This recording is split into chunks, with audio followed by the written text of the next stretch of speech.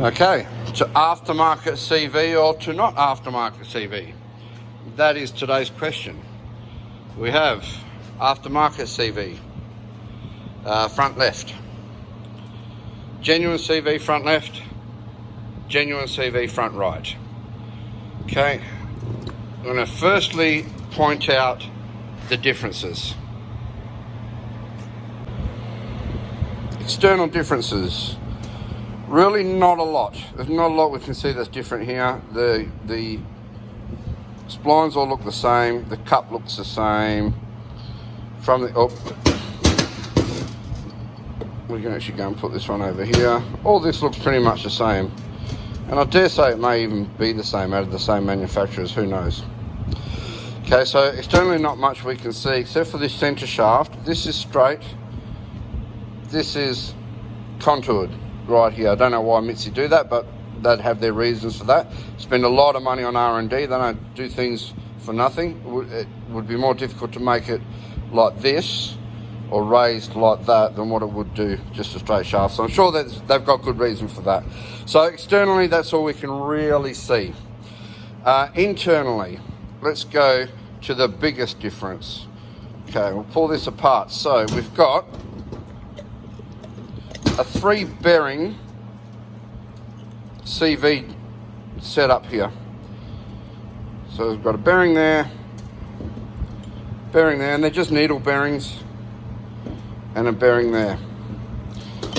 Now I haven't pulled the genuine one completely apart, so it might be difficult to see, but the genuine one has actually got a 6 ball, and you'll see it better on the other end, so I'll show you the other end. But this is a 6 ball. It's got much more range of motion, and it is much stronger. We go to the other end. So this is your inner joint, inner on this side, and this is your outer, so closer to the hub, your outer joint.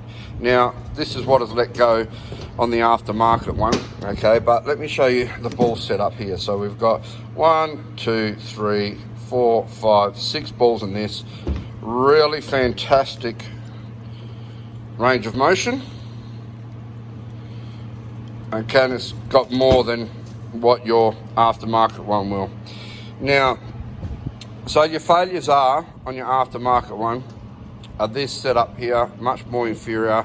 If you're off-roading, you've got full flex, this quite often will let go without much force, and very often the cage that holds the 6 balls in. So if I can get this in the right spot there. Okay, so we've got this sitting basically like that, and where these razors are, or where these raised bits are, that's actually what joins the outer edge of the cage. So there's an inner sort of race and an outer race of the cage, and it's joined across. So that's all disappeared because this exploded and let go. But that holds the balls in, and the balls sit in here. 1, 2, 3, 4, 5, 6, okay? So, and now this is very much the same on the aftermarket and the genuine, same setup, but these cages are much more inferior in the aftermarket. These let go all the time, okay? So we're wanting to buy second hand. How do we know we're getting a genuine second hand and not an aftermarket second hand, which is even worse than an aftermarket new? All right, well, there's a couple of ways. One I may have already mentioned is that the shaft on an aftermarket is dead flat. And all the aftermarket ones I've seen are dead flat. Where the genuines have got, on the left-hand side, they've got this set up here. And on the right-hand side, they've got this raised section here. So that's an almost foolproof way of telling that it's genuine. Another way is, this is not foolproof, this is a genuine boot with a genuine stainless steel tyres. And they seem to be unique to genuine. I've never seen these tyres on anything aftermarket. So they've got this little raised up bit, and they've got their little tags where they slot in, and that's how they keep the boot on. The aftermarket ones, and they've got a stainless steel tyre, same as the stainless steel tyres I use with my little tool. So it, so we can come a bit closer. There we go. So the little tool basically tightens it all up, bends it back on itself, and then you put the two little tags down. That's aftermarket, okay? So, but that's not foolproof. You could have had a genuine shaft that has had the boot replaced, and the boot, if it's been replaced, they would use this type of setup here, generally. Okay, so that's how you tell the difference between the two. So, do we go aftermarket or do we not go aftermarket? Okay, well, this particular CV lasted, I think, only 2 off-road runs, so it managed to do the Gibb River run.